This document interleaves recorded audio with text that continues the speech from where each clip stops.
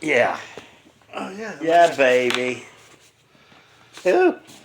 That was worth it. Oh, you have stuff? Okay. Hello, happy campers. Spike. Chris. Joe. And we're actually coming from the glorious Castle de Chris in downtown Mount Sterling. You know, the one situated above the nut farm. But anyway. It is. Yeah, don't that's one way say to put that. it. That's one way to put it, but... One of those 3 listeners might be my way. Well, God knows we've driven people nuts before. But anyway, so we are recording this on Saturday, October 2nd, and good Lord, we just finished watching Venom, Let There Be Carnage thing. Let it be over. But anyway, so this is the official Big Fat Harry Spike and Chris review of Venom, Let There Be Carnage. Chris, you want to go first, or you really want me to bury this thing? Are we giving spoilers or? Oh, let's get spoilicious, baby, because there ain't no sense in hiding nothing back, because quite frankly, I didn't see a single surprise in the entire thing, but hey, that's me. You go right ahead, Chris. Knock yourself out.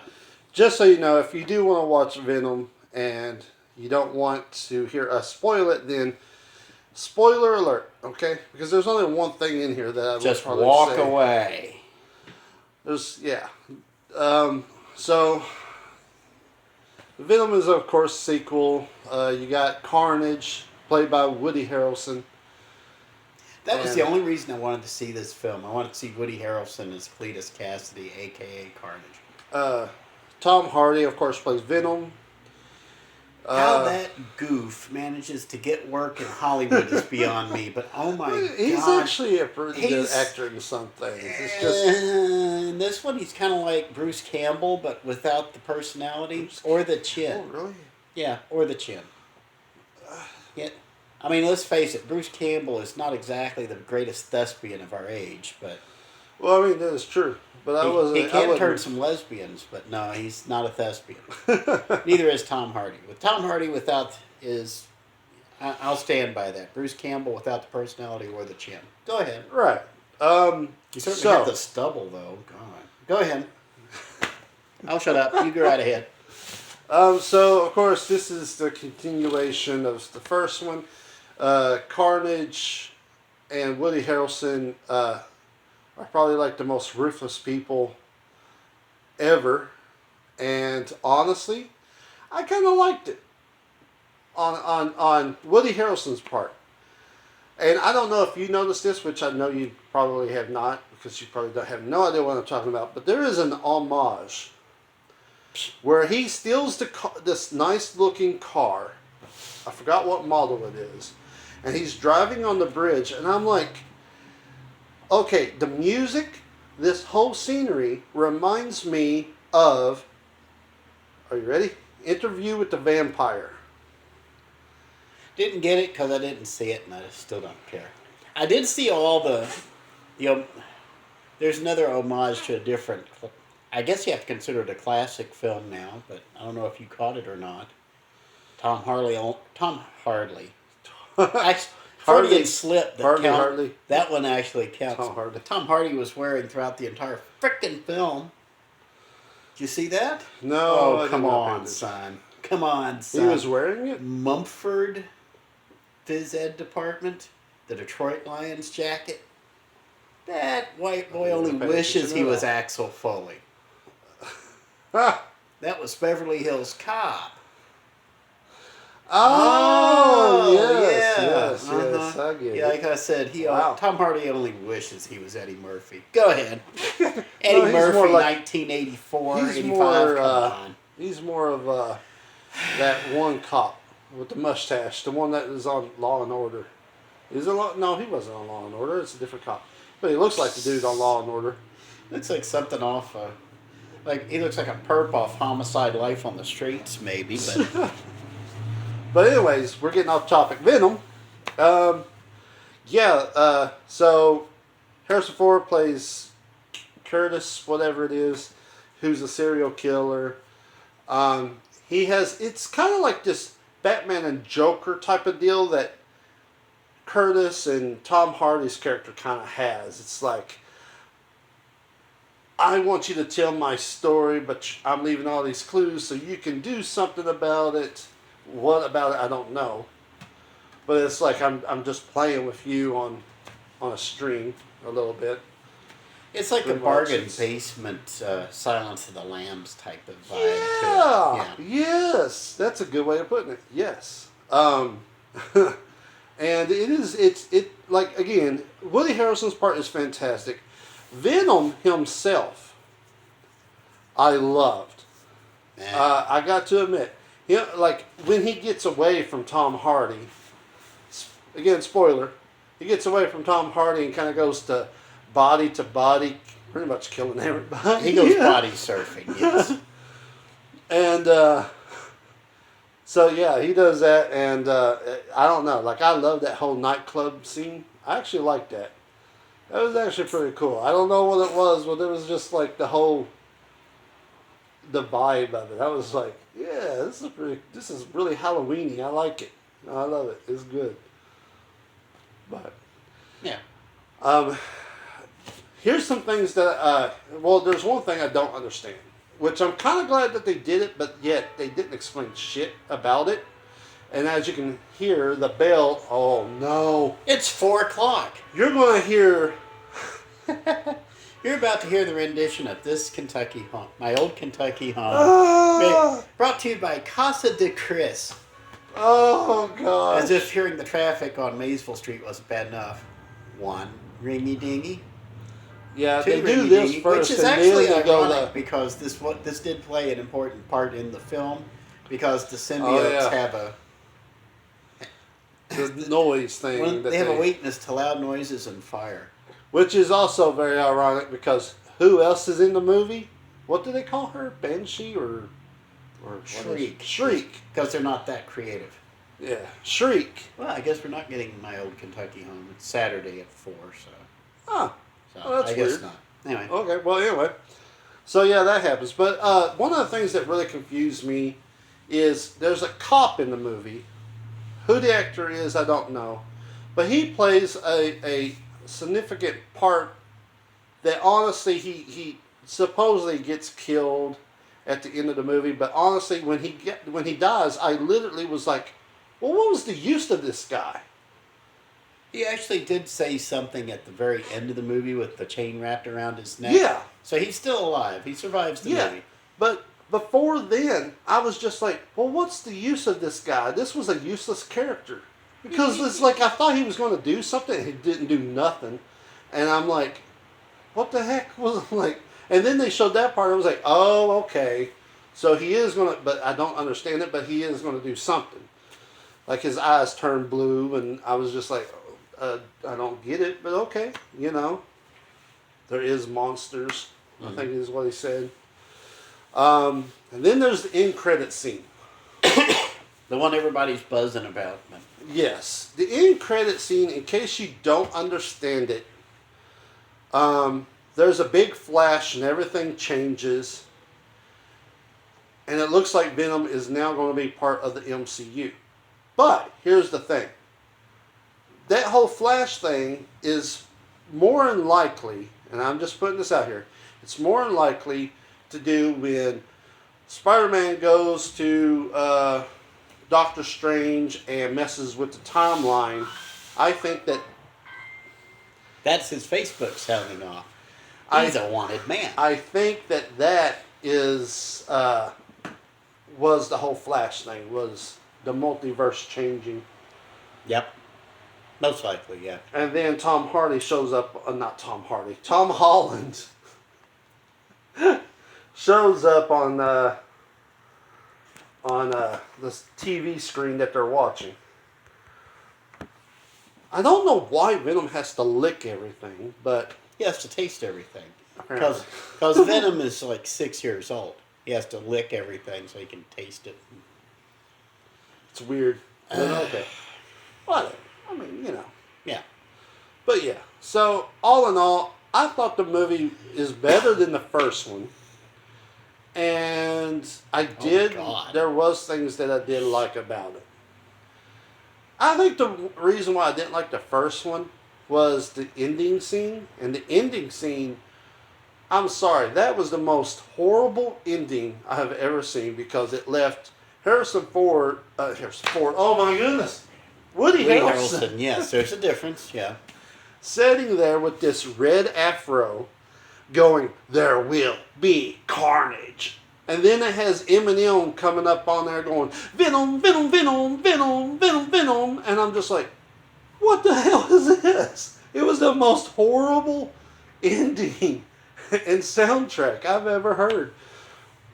Thank goodness they didn't do that with this. And I liked Carnage. And, so that's my thought. Go for it. Okay, you want to hear what I think? You really want to hear what I think? You really, really want to hear what I think? I got a feeling I already know. Okay, you know exactly what I'm thinking because I told you on our way out of the theater. The great manager Jim Cornette had this to say about things like Venom, There Will Be Carnage. For the people who like this kind of thing, this is the kind of thing those people are going to like. Okay? This is Todd McFarlane, the movie. The little strings everywhere, the body contortions, the poorly modeled humanoid forms, the over-the-top, indecipherable actions, big booms, all kinds of stuff. It was all there, and this is Todd McFarlane, to the point that Todd McFarlane probably needs to start suing somebody just for cribbing his style. Eric Larson too, because quite frankly neither one of them's that talented of an artist, but I believe Eric Larson was one of the ones involved.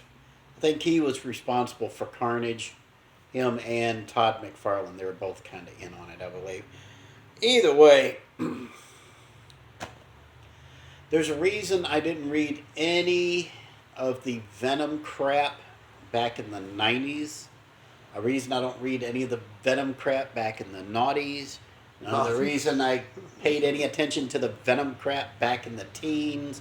And no reason I'm going to pay attention to the Venom crap today.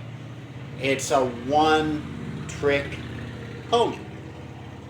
Venom is a big baby symbiote that merges with Eddie Brock, who is a no-talent hack, incidentally. When it comes to reporting, he's supposed to be a newspaper reporter.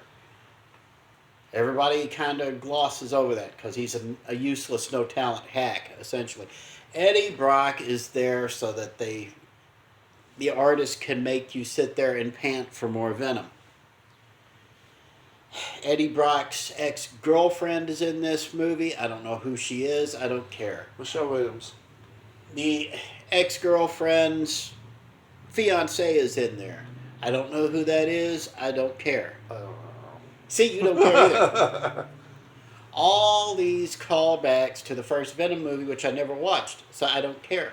I will say that the new boyfriend of his ex, I would have totally broken up with her. I'd be like, I'm done. Like, I'm out. It's like, I know that you guys have something going. It's like, You've got to understand. You've got to understand something, okay? There are certain things that are just the sweetest things in the world, okay? Pure saccharin, okay? Pure saccharin, a drop on your tongue, that is the sweetest thing in the world, okay? Okay, butterfly kisses from your daughter, from your 4-year-old daughter when she's just happy and joyous and it's the middle of spring and everything. That's sweet, okay? And the poontang of a protagonist girlfriend is the sweetest thing on earth, okay? Ask Batman about Catwoman's tang. Ask Peter Parker about Mary Jane's tang. It's okay. I get That is the only explanation I can come up with why anybody would have anything to do with these female characters, because they are the most masochistic things. If you got to understand something, if this woman was written in any way realistically, she would have walked out the first time she saw Venom in the first movie. We would not see this woman ever again. Okay? Yeah, sure. Okay. Deadpool. Okay, Deadpool, the closest thing he's got to a girlfriend. But she was different. She was already kind of exactly. like, She was wacky. She was fractured already. She was damaged goods. Yeah. She didn't hide it as well as Eddie Brock's ex-girlfriend did. I can't even tell you her name right off the top of my head. But anyway. Oh my goodness. Okay, so we get to the very end, and you've got bells going off. You've got Shriek, which is Cletus Cassidy / Carnage's girlfriend. Nice touch finally seeing a black female villain. Thank you for that one. I'll give you that one, okay? Because that's not equity in casting, that is equality in casting. A nod to you on that, sir. The ending, the ending was fast. It was fast. It got it over with because it's a roller coaster of a movie. It's what they want us to say. I call it a carnival ride. Okay, this is not a roller coaster of a film. This is a Ferris wheel of a film. Yeah. Because you've seen this before. People punching each other, big kabooms. Okay, people using S-bombs so they can show how edgy. One F-bomb, because you're allowed one F-bomb in a PG-13 film. That's true. So, just to prove how edgy they are, and then it just repeats over and over and over you don't get more excited the deeper you get in the film. You become nauseous after a while just because everything is weird angles. It's fast, fast, fast. It's just one thing after another. Kaboom, kaboom, kaboom. Okay, great. Fine. Great. No problem. For the kind of people who like this kind of thing, this is the kind of thing those people are going to like. Sure. Okay, as for the afterbirth, the Tom Holland appearance, which is honestly just a crib from the last Spider-Man Far From Home. Okay. For one thing, Venom gets kind of licky with Peter Parker there on the TV screen. Venom recognizes him because, going back to the backstory, Venom used to be Spider-Man's costume. Let that sink in for a minute, okay? This billion-dollar movie is based on Spider-Man's old 80s costume, okay? It just happens to be an alien symbiote who is sucking Peter Parker dry, so to speak. We need to get into that discussion too in here as soon as I get done. But, so Peter Parker finally chases him off because he figures out loud noises make him all icky, and he flees. And Spidey's back in the red and blue spandex like he belongs, okay? Now, thank you, I have a penis. Now, I was talking to the motorcyclist outside. Anyway. Yes, I do stream of consciousness when I do commentary. Now, as like I said, for the afterbirth, okay, it's nice to see they're tying the Marvel universe, the Spider universe closer together. You're going to see more of that when the next Spider-Man movie rolls out, and you get to see Benedict Cumberbatch in that one. The Benedict Cumberbatch made another appearance this week. We'll talk about that in a minute. By and large, I'm not the target audience for this, okay? Here's the biggest spoiler of all, okay, for this entire movie. Who in the world thinks this is a kid's movie? I'm asking you. The movie is... Okay, the movie's PG-13, which means be careful. Which means, okay, we saw the Saturday matinee showing. It's 1:20 on a Saturday afternoon in a small town in eastern Kentucky. That was the highest capacity I have ever seen that theater. The 10th Frame Cinema, that is the highest capacity I've ever seen for a Saturday matinee showing. Right. Okay? So obviously Venom's going to do gangbusters. I know last I saw it was in the 80s on Tomato Meter among the audiences. The critics gave it about a 55, I think. You've probably got that in your Oh no, I do news not. listing. It's something Anyway. else that was. Anywho, it's called Venom.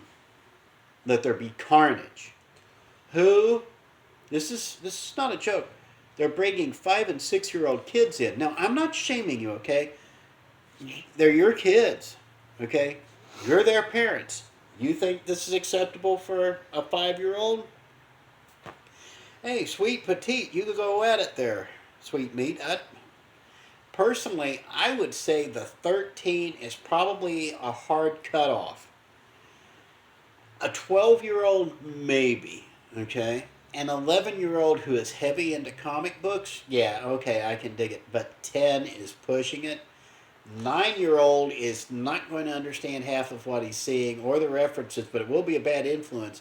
Anybody 8 and under is going to start having some bad dreams tonight. And any kid like 5 or 6 is going to have the night tremors. This is not necessarily the gory movie I was afraid it would be, because Carnage in the comic books is an extremely gory character. So it didn't get as gory as I thought it would be, but there are dozens and dozens of deaths in this movie. So, and the fact that your hero, Venom, is only responsible for about 4 or 5 of them? Hey! Grading on the curve. I think the reason why kids are there is because people are uneducated. So when they hear Marvel, they think, oh, superhero. Mm-hmm. Oh, and it's owned by Disney. The kids will love this because they love superhero movies. No, I'll tell you why these kids are there. The kids saw the trailers online and went to mommy and daddy and said, I want to see this. And they're like, okay, it's PG-13. Well, yeah, that's right. I'll give you that. Uneducated. They don't look into it. They don't know what's in there.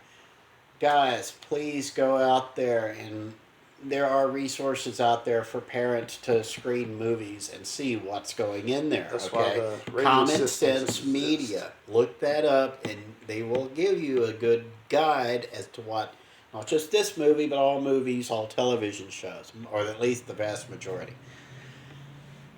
I do not recommend this for any kid under the age of 10. Okay?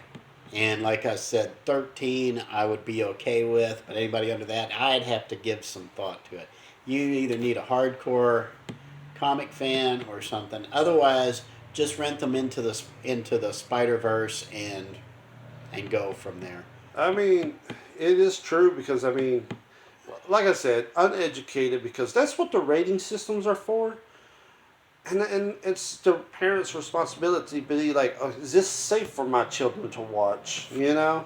Instead of just be like, oh, well, kids love it. Apparently it's, it is part of the superhero thing, so I'm just going to, I'll do it to waste time, I guess. And that's also with other movies as well, like Jungle Cruise, for instance. Jungle Cruise is a family film, but there was little kids that go and see that, and I'm sorry, I saw Jungle Cruise. Little kids are not going to understand anything that is happening here. Like, there is nothing for little kids, not a cute little animal, and trust me, that's what most kid movies do. They put in like these little cute characters that little kids can be like, oh, that's funny. That way they can go out and buy a toy later of the same character, you know? And yeah, it's all about the merch. Yeah, it's just like, I don't know, like nowadays, people who think that this movie is for little kids, and it is not. This is not a Disney film, and this is, I mean, to be honest, Mom and Dad, I know you got Disney Plus, you got little kids, of course you got Disney Plus. Look at some of the Marvel things going on Disney Plus. Some of those are not suitable for children, right? You've seen them, you know. We need to discuss the new What If, by the way. And I told you they were building up to something. Did you see the new What If? I did. Mm-hmm. We'll talk about that in a minute. But so, by and large, let's wrap this on Venom. Let there be carnage. Let's go with our 1 to 5 scale. 5 being worth a Saturday night with the popcorn and the soda, and a 1 being, might catch it if it's on free TV. Where would you go, Chris? Honestly, with me, I would say a 4. So you would catch the matinee? I would catch the matinee because I mean it's. I'm not a Venom freak, but I remember I used to be when I was a kid. I thought Venom was a cool looking character. Mm-hmm. It was like total badass, and then to me, secondary from that was Carnage. But then later on, as I got older, I found out Carnage was actually way worse and stronger than Venom and stuff like that. So I'm like, what, really? I kind of don't like that. But I don't know. I would, yeah, 4. I'd give this a 1, and I'm being generous giving it a 1, saying that I would catch it if I saw it on free TV, because I would say, there's Venom, let there be Carnage, and then I change channel. So it was either that or Addams Family 2. So you give it 4 out of 5. I give it a 1 out of 5. I mean, it's, like I said, I'm not the kind of person this movie is for. I'm 50 years old, and I have more than 4 brain cells to collect together. So my IQ's a little too high for this one, guys. But if you want some mindless, dopey fun to get your mind off of all the crap going on right now, hey, this is the kind of stuff you kind of people will like. Anyway, so that wraps Venom. What else you got on the what you got in the newsish stuff? Or do you want to talk about What If first? We'll go with What If. Let's talk about What If. So what if Ultron had won? That's this week's What If. It's what, episode 6? Yeah. I've mentioned before they're building up to something because they can't help themselves. They have to have an ulterior motive for anything. They cannot tell standalone stories. They just can't stand it. It's not like it's a weakness in their storytelling. It's just they are so determined. So effing determined. Everything has to fit in its place. It's fanboy syndrome. Yeah. It's FBS, fanboy syndrome. A place for everything and everything in its place. Yeah. So Ultron wins. The only 2 heroes left are Black Widow and Hawkeye. And spoiler alert, Hawkeye gets offed towards the end of this episode. Ultron manages to figure out there's a multiverse. He tells Watcher, "I see you," and then he proceeds to pimp slap the Watcher all the way across the cosmos. Okay, now I have explained the conceit of What If before, back when we covered the first episode. It's an avatar for the author. Okay? This is how the author steps in and basically rearranges things. The idea of the Watcher not interfering is hoo-ha, because his first appearance way back in the Fantastic Four, back in the early mid-60s, he was already spouting off about how he couldn't interfere, and then he interfered. Because the Fantastic Four tried to get Galactus the hell off their lawn, and the Watcher stepped in and gave Reed Richards the ultimate nullifier. Spoiler alert. Which is just one of many, many fun toys in the Watcher collection. But anyway. I'm a little confused on who is actually in charge of, I guess, the universe or whatever, because, I mean, you have the Watcher, you have the Celestials or whatever. The Celestials, the Eternals. There's a bunch of them. And it's like, so there's a whole space opera. It sounds like it, because it's like... There's a whole space opera. It was originally covered under the Captain Marvel banner, but they pissed all over that because they just had to have a power chick. So they just pissed all of that away. Guardians of the Galaxy is probably the closest thing we got to Marvel Cosmic Comics, I guess I should say. But Marvel Cosmic Comics, yeah. Guardians of the Galaxy and all that run. But yeah, I did see the Eternals trailer before Venom Let There Be Carnage. I would rather watch the damn Venom movie again. Because in a world where the same 7 characters do the same 7 things with the same 7 personalities, just like the Justice League, just like the Avengers, just like the X-Men, just like every other team before them, just like every other team after them, well, except for the Fantastic Four, but let's be honest. I don't know why that they put subtitles in that trailer. Like, I thought, oh, maybe somebody in the audience was, had hearing impaired, but they didn't do that with the Venom movie. No. And I'm like, what the hell? Did they do that because Selma Hayek was talking? Yes, there's a reason why. There's a reason why. Hold on. WBS. Okay? White boy syndrome. White boy does not understand foreign accents. So if white boy hears a foreign accent, white boy does not understand said accent. Therefore, obviously, they're going to have to subtitle everything but it didn't make sense either because they wound up subtitling the entire movie. Yeah. I was just like, okay. I mean, I just let it be, but I was like, what the hell? Guarantee you what happened. I was just... Okay. It might not happen when you guys go see the movie, but it happened to us. We was just like, what the hell? All right, I'm going to let you in on an inside secret, okay? 10th Frame Cinema is owned by Cinedigm. Yeah. Okay. Cinedigm is not exactly... I'm not even going to go there. Let's just say they were supposed to put the Eternals trailer in that spot before the movie. Somebody, somewhere, I don't know if it's at Cinedigm, I don't know if it's at Sony, I don't know if it's at Disney, Marvel, I don't know who it is, there's all kinds of possibilities here.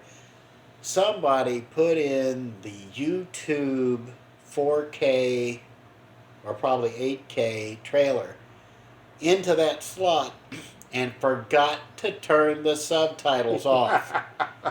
That's the YouTube trailer, guys. Because the theatrical release trailer would not have subtitles. It would not have a subtitle file. So this is the YouTube 4K, 8K, whatever it is thing. That's how that snuck in there. But yeah, true. But back to What If.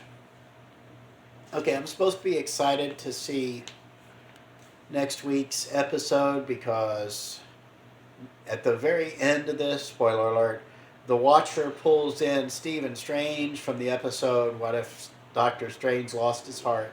Yeah. He's got nothing left in his entire universe, so the Watcher plucks him out of his time stream just before the end, and the two of them are going to go poo-poo on Ultron.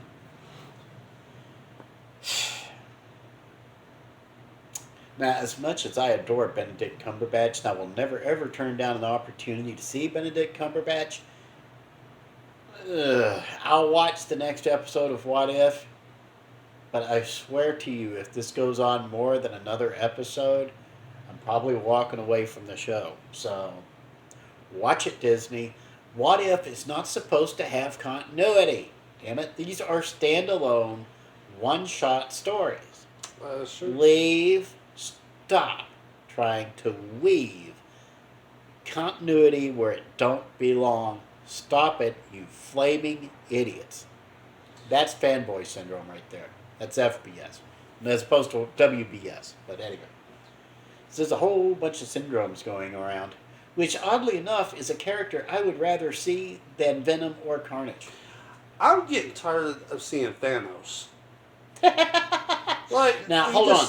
I gotta admit, I did like the one part in this scene where Ultron's taken over, he's killed everybody, he's taken over everything, he's finally got peace, here comes Thanos, and he's got the 5 of the stones, and he's ready to rock and roll, and Ultron cuts him in half and takes all 5 stones. Just like that. And becomes his own infinity bracelet or whatever. I got to admit, I like that too. That was a nice touch, but this is another thing. What is it with this frickin' show and Thanos and Captain Marvel especially? Oh, yeah. What is it with frickin' Captain Marvel? She was not that vital to that movie. She was not. Now, if I had seen Captain Marvel turn up instead of Thanos and saw her get sliced in half, I would be so on board with this show. And I would go out and buy the Blu-ray set. I would go out and buy a Blu-ray player just so I could buy the Blu-ray set of this, just so I could see her cut in half. I got to admit, the whole part of. Okay, this is what I found very unbelievable. I don't care if he did have all the stones. Him going to planet to planet to destroy, I really find that hard to believe. The fact that him and, like, freaking Captain Marvel, I don't care how powerful she is, the whole fact that he wiped out everybody else, but can't wipe out her, was like, oh, really? You know, like, I found that hard to believe. Captain Mary Sue. I know, but I'm getting tired of this Mary Sue. If Captain Marvel was better, like if she was more likable in the movie, then I'd be like, hell yeah. Because I remember doing that when, you know, during the whole Endgame and stuff like that. Like, I was like, finally, we're going to get Captain Marvel. She's going to whoop Thanos' butt. And then I watched the standalone Captain Marvel movie, and I was like, what the hell is this bullshit? It's the kind of thing that makes you root for Thanos. Yeah. Yeah. Because her story and background was just weak and stupid. Just like her, the way I see it. I'm sorry. It has nothing to do with her being a female. It's just that whole story of hers. Has to do with her being a Mary Sue. Yes. Her attitude. She's an arrogant. Let me just go. I'm going to go right ahead and I'm going to say it for the benefit of everybody on the interwebs, okay? She is an arrogant little witch. Yes. Okay? And what gets me is that every time she shows up on screen, she has this little, thing that she has to say. Like, I forgot what I'm sorry. As soon as you mentioned her little thing, I started yawning. I honestly, that was honestly involuntary. Like what she called Ultron. She called him something, just like she called Thor Whitesnake or Whitetail, whatever it is. Whitesnake. She's making an '80s reference because she's so still, 80s. It doesn't work for her. Yeah, nobody freaking cares. It works for like Tony Stark. It does not work for her.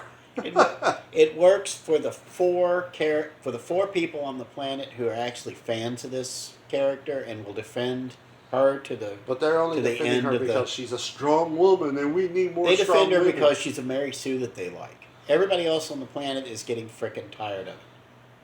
Put that stuff up on the shelf, or you're gonna start driving fans away. A lot. It was. I don't know. I mean, parts of it was good, and then parts of it was just like, eh. Yeah, I need to have a discussion with you on something else from Disney Plus. But let's wrap What If first. So, What If seems to be trending. I would say it's trending down. I like the Stephen Strange one. I don't care for this one as much because I don't like the plot thread throughout the What Ifs. These need to be standalone shows. Yeah, I agree. You agree? Okay, something else we need to talk about on Disney Plus. Star Wars Visions. I have seen a few more of these episodes. I have not seen every episode. I've seen 3 episodes. The first one, with the one that you mentioned, the first one I loved. The other 2 sucked so much balls. Honestly. Okay. Now we're recording this audio for a podcast, and then if I can get around to it, I'll snip it up into videos and post these on YouTube and Facebook and stuff. Which I've still got a podcast sitting there. It's produced. It's ready to go, but I haven't had a chance to post it. But I'll probably post it when I post this. Anyway, but this one is, when I put this video up, it's not going to have anything to do with Disney Plus or Star Wars. It's going to be Japan, we need to talk. Okay? Japan, we need to talk. Okay? I know. I'm going to be the first to say it, okay? Because I'm the one who leads with his chin. I'm always the first one who steps in the cow pie. Okay, I'm the one who goes out there, and everybody's like, "You fool! You don't know what you're talking about." And then I'm vindicated 2 years later, right? Right. Okay. Japan, I'm talking to you not so much about your manga industry, but about your anime industry. You guys have got to step up your game. Okay? Now understand, I am not an expert on anime, and I did not come here to bury necessarily the anime industry. I'm saying you are turning into a stereotype. The big eyes, okay? The visual style of anime is, good Lord, all of anime from an outsider looking in, okay, not as one of the converted anime nation, all you An-Americans out there, all you otakus and stuff, I'm not directing this as one of you. I'm directing this as an outsider looking in, okay? Mm-hmm. Half of the anime I've seen is Astro Boy, but with different characters. But it's the same art style. It's the same. Oh, in the visions? In the visuals, in the character development, in the storylines, it's Astro Boy. The other half is Akira. Okay? Perfect. So half of it is Astro Boy from like 1960. The other half is like Akira from 1982, 3, I think. Okay? So it's either goofball, big-eyed, big pop-eyed cartoons for kids, or it's just total devastation, bleak, everything is hell, everything is crap, just meh. Okay? I'm not seeing anything in between. I have seen these same 7 storylines. Oh, now no. understand, hold on. I'm not saying Americans are immune to this. But I'm saying with anime, with these visual styles that keep aping, they're not building on Astro Boy, they're not building on Akira. They are aping them. They're mimicking them. They're taking that style and they're just replicating it somewhere else. Okay. Okay. Every once in a while, somebody will look like some other anime show. Something Sandy Frank would have imported back in the 80s and butchered all to hell and just plastered together to make some kind of new thing like he did with Robotech.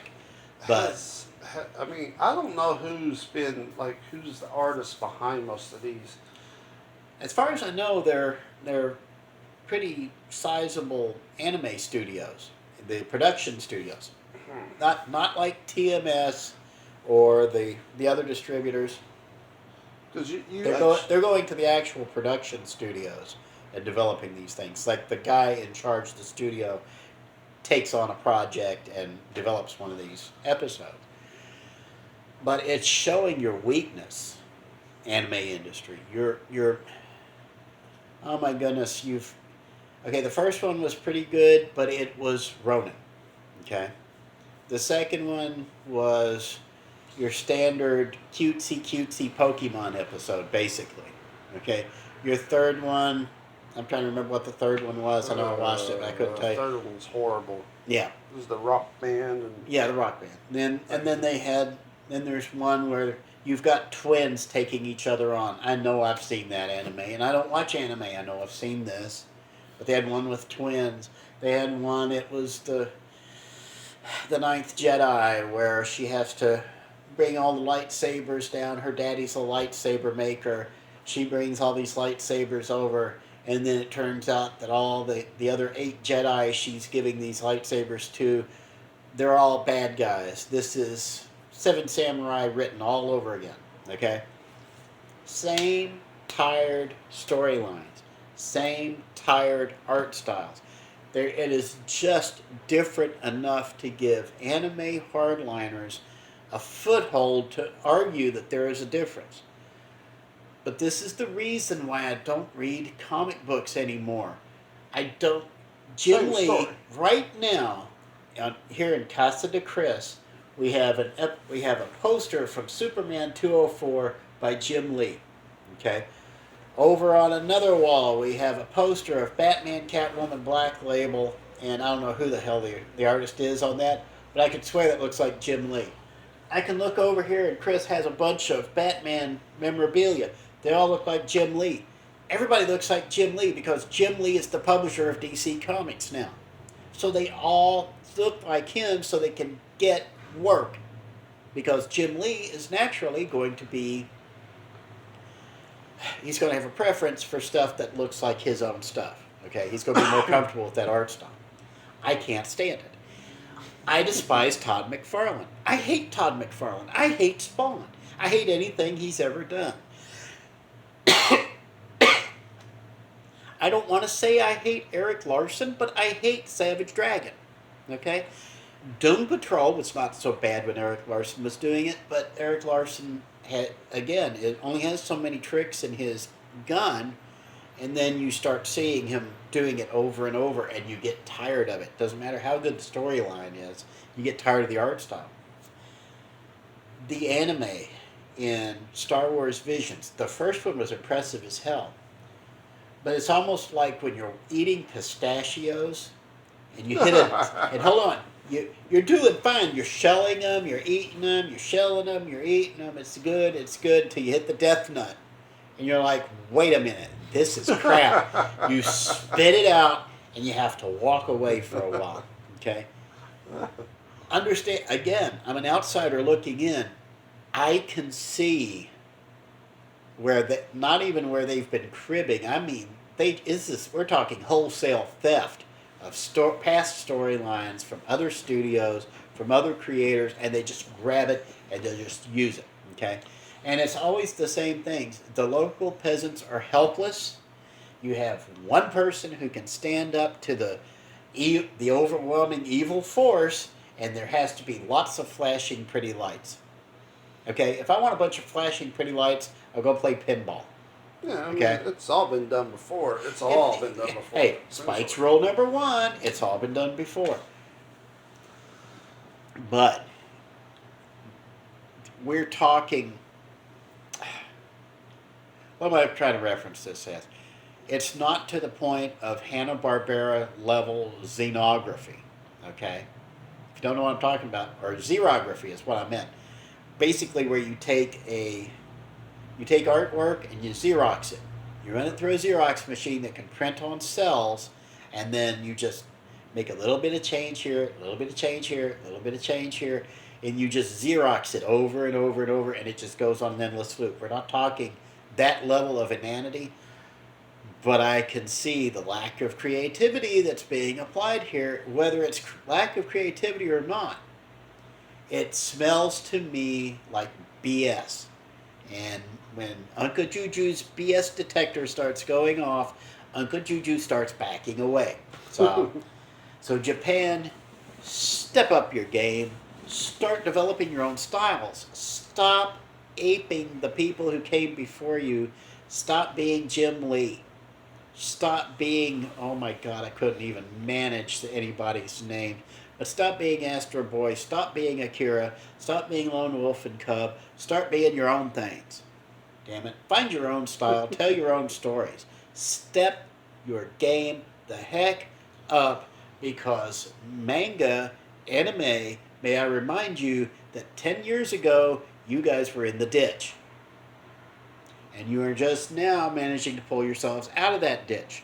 Because manga right now is outselling American comics like, what, 5-1, something like that? People are burying and crapping all over the American comic book industry.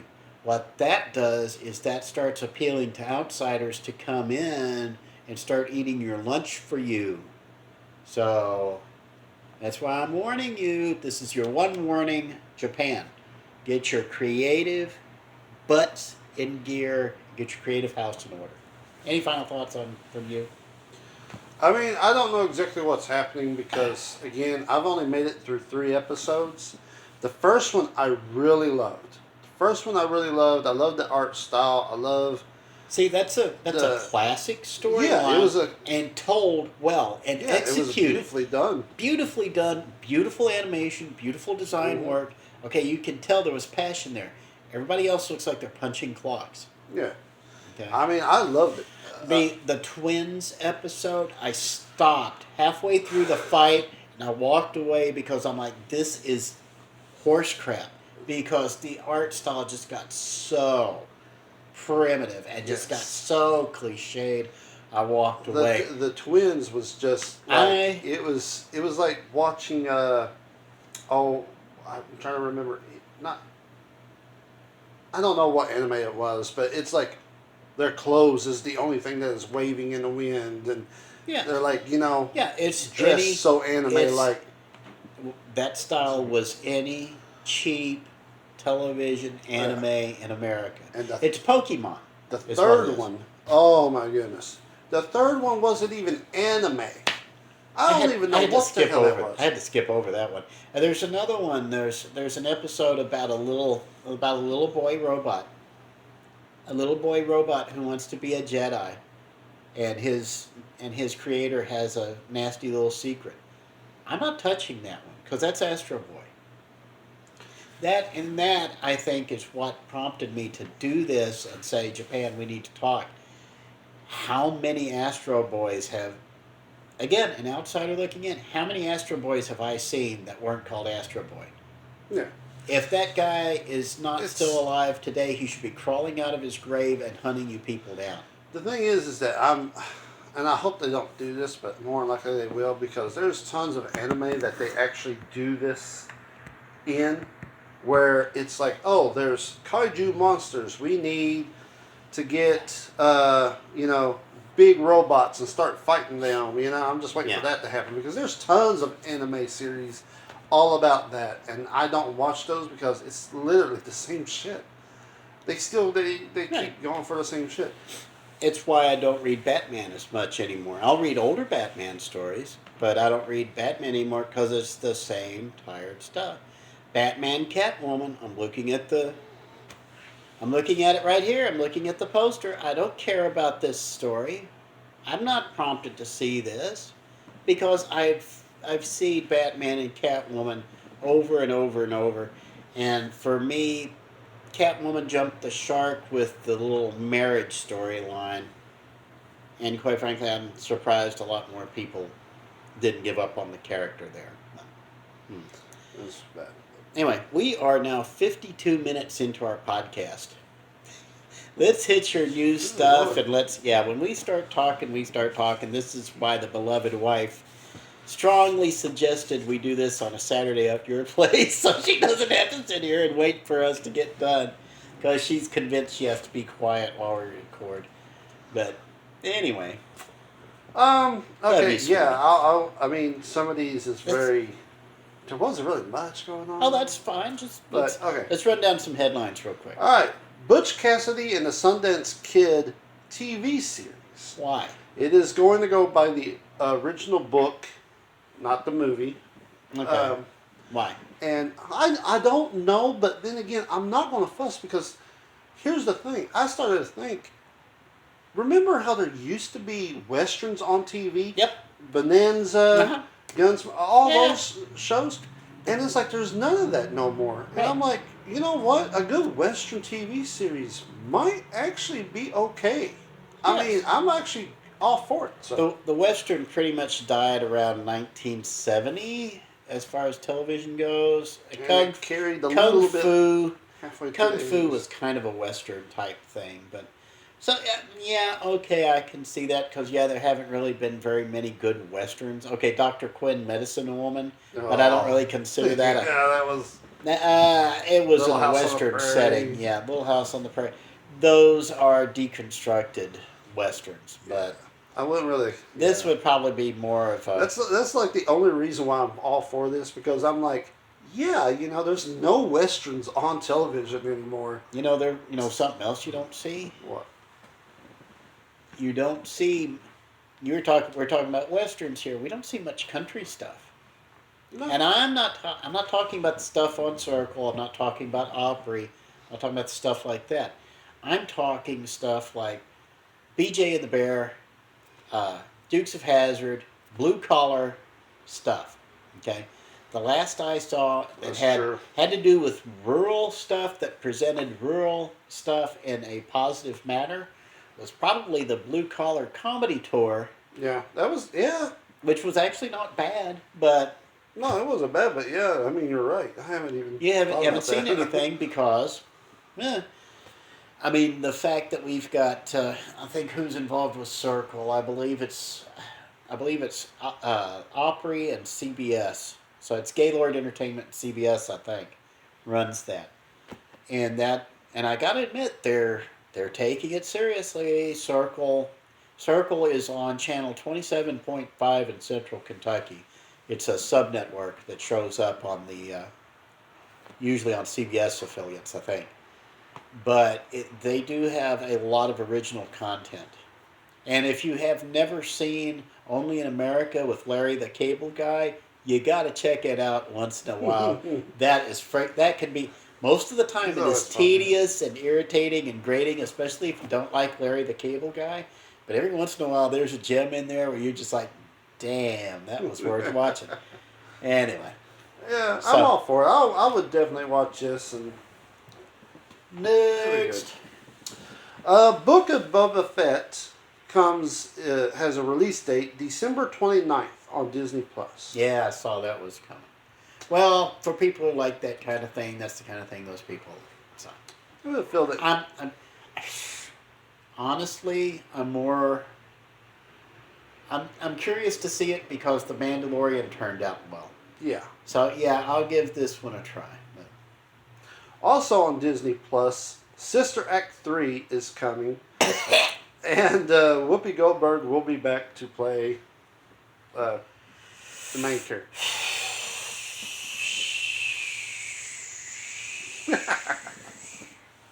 Nunsense. I'm also going to say this. Nobody who's thinking for themselves is paying attention to Whoopi Goldberg. Because every day she's on The View, just that's one more IQ point that she's losing. They all are brain dead on that show. Pretty much. Pretty much. So it's like they went from, hey, we're somebody to, oh, we're all Karens now. Yeah, they went from The View to Virtue Signal, the TV series. Like The View, I hear The View, and instead of hearing like Regis or Kelly type of show, it's more like we got our own opinions. It doesn't matter what your opinion is, but we're here to discuss how wrong you are. We got our opinions that we got from our talking points from the DNC this morning, mainly from the Today Show and the Good Morning America. So we'll just be talking about whatever the hell we want to talk about, no matter how irrelevant it is to the rest of the country. New York is America. So, and not even New York City, and not even New York City, Manhattan, and not even Manhattan, just the ABC studios. That's all that matters. And the New York Times, I bet. The New York Times, the Daily News. Next. That's bad taste in my mouth for that one. Yeah. The look of who could be the next James Bond is still on, but it looks like Henry Cavill will actually be the next James Bond. The runners-up is pretty much him and Idris Elba. Honestly, I would take either which one. Henry Cavill does have the look of James Bond, though. The old, Is Henry Cavill British? Yeah.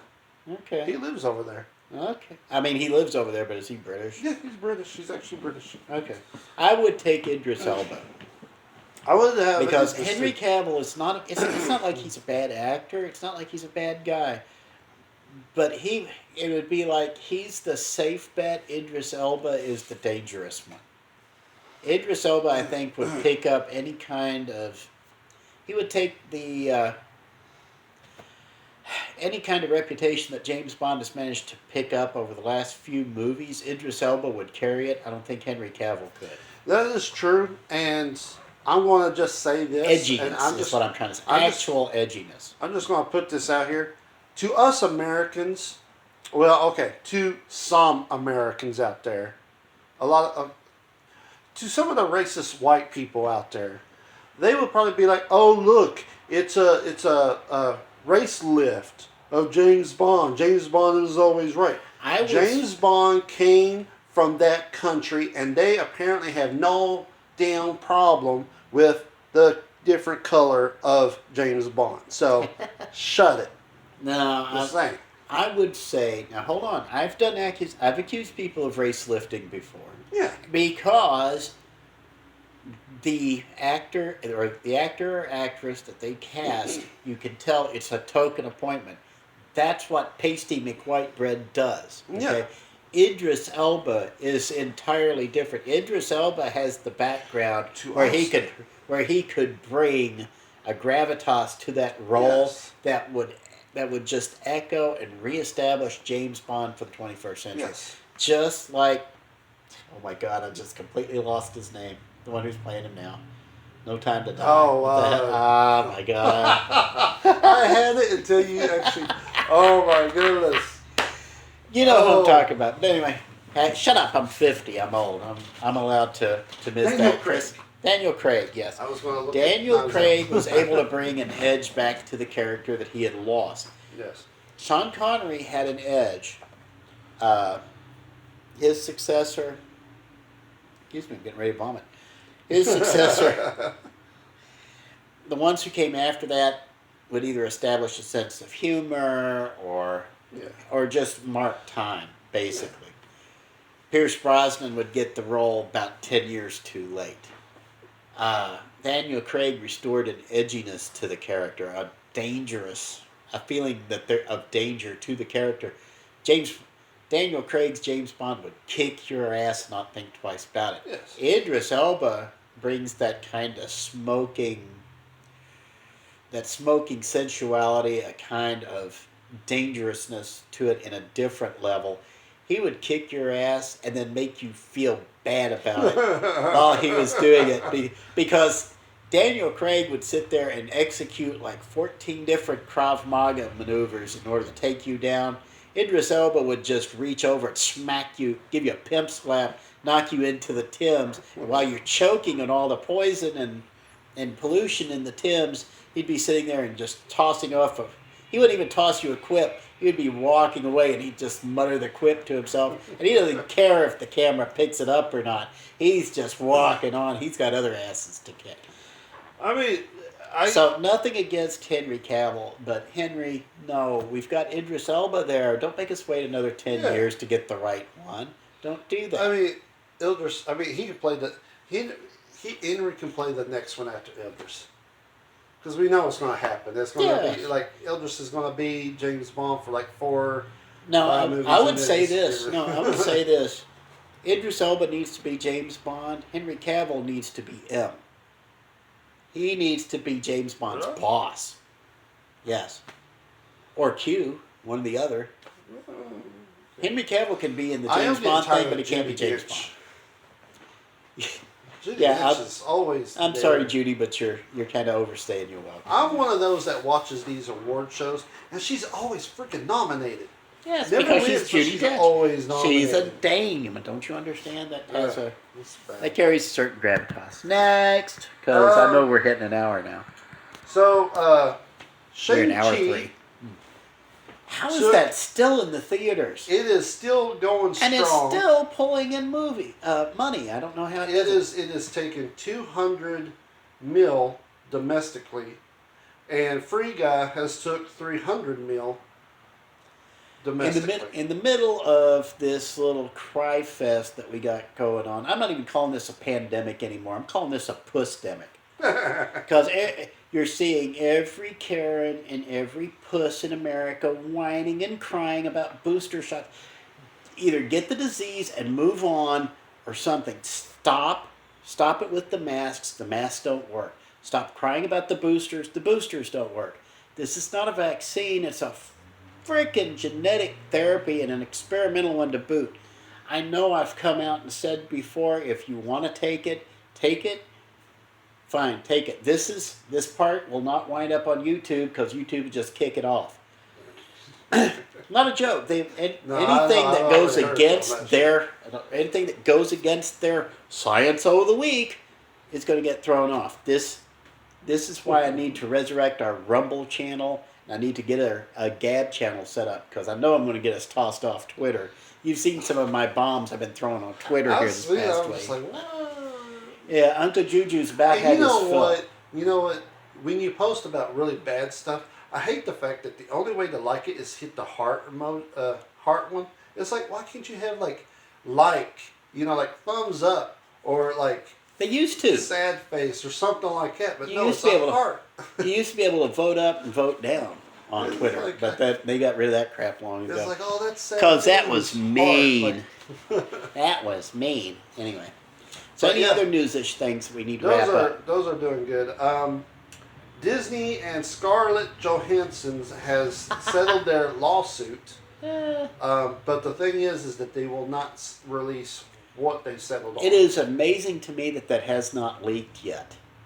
Now, out of all the I tried to Hollywood see what they studios, settled for, but historically, out of all the Hollywood studios, I never understood how Disney was the one that could always keep a lid on things. They were the ones who could always lock down the intel. Warner Brothers was never any good at it. Universal couldn't do it. MGM couldn't do it. 20th Century Fox could. 20th Century Fox was a little better at playing with the press than anybody else.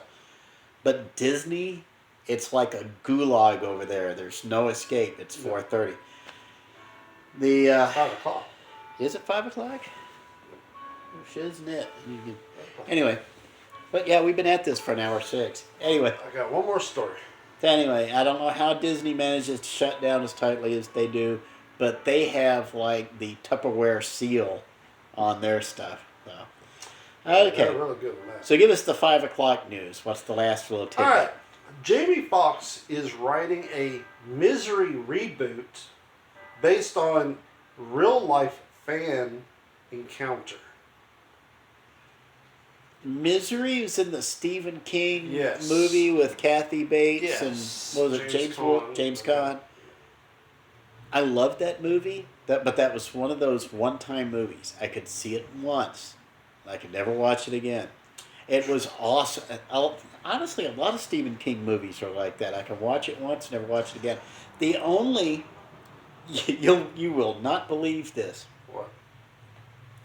Out of all the Stephen King movies, do you know whether he wrote them as Stephen King or not? Because some he wrote as Richard Bachman, okay? That was his nom de plume for his non-horror stuff. Right up until he started writing the Shawshank Redemption and stuff like that, okay?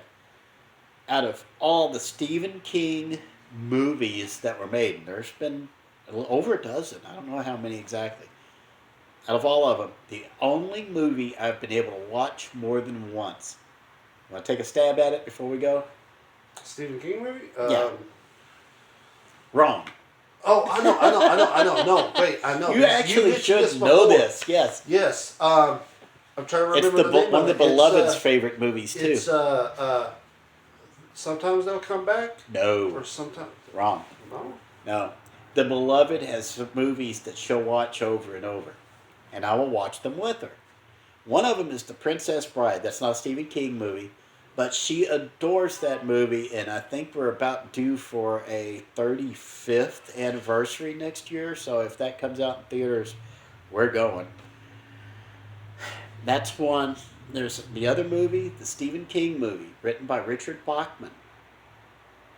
You'll never get it. The Running Man.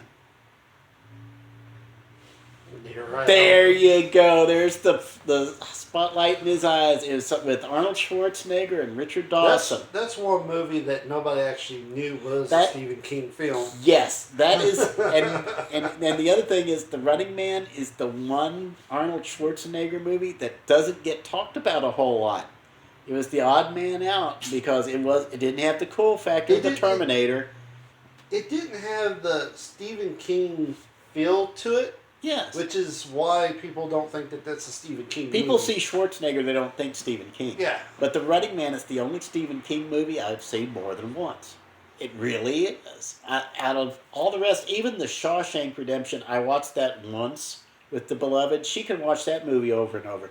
I can't. I watched it once, and now if I see it, I have to walk away because I know it's Stephen King. Another one that I have watched more than once, but it's only because it does make me tear up, but it also is so damn good, and that is The Green Mile.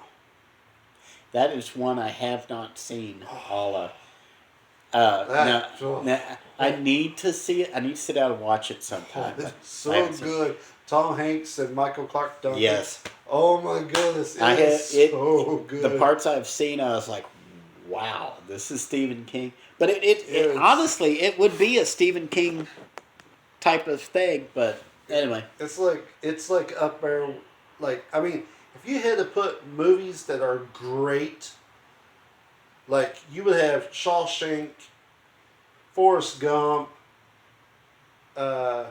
Schindler's List, The Green Mile. Like movies that you can like sit there and watch and be just like, wow, you know? Yeah. It's like, yeah, that movie. Oh my goodness, and Michael Clark Duncan, God bless his soul. That was. Yeah, he went away way too early. Yeah, he definitely did. He was a good one, but that movie. That's such a damn good movie. So anyway, let's go ahead and wrap this. I do have one thing I want to talk about. Pluto TV just dumped a bunch of stuff on their on demand. Okay. Mm-hmm.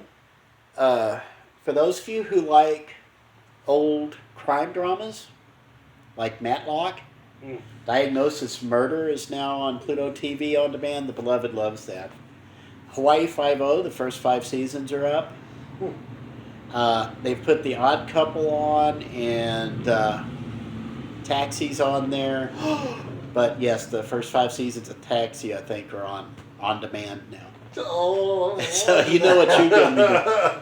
I've been waiting to watch. They're finally starting to exploit the old Paramount library because all of these were owned by Paramount. So the old Paramount Viacom library is finally being exploited. So go in there, check it out, and if you ever get a chance, have you ever seen the original Invasion of the Body Snatchers, the 1956 version? I think so. If not, it is on demand on Pluto TV. Go check it out. I think I've seen. I can't really remember because I saw one that I think was in black and white, and then there was one in color. The black and white. The color one had Donald Sutherland in it, and he's the one who points, goes, "Wee!" Yeah, that's a meme now. But yeah. So this is the original one where you had the giant pea pods. It was hilarious. But anyway, I'm waiting for Night of the Lepus to come on there. I actually have that on DVD. Riff Tracks actually did a riff on that one. That was fun. And I'm hoping with the new Rob Zombie doing his Munsters, I'm hoping Pluto will put on the Munsters on one channel. I wouldn't mind watching all the Munsters again. I haven't watched Munsters in a very long time. I'm trying to think. Munsters is Universal, so that would turn up on Peacock if it turned up anywhere. Although Pluto TV might option it.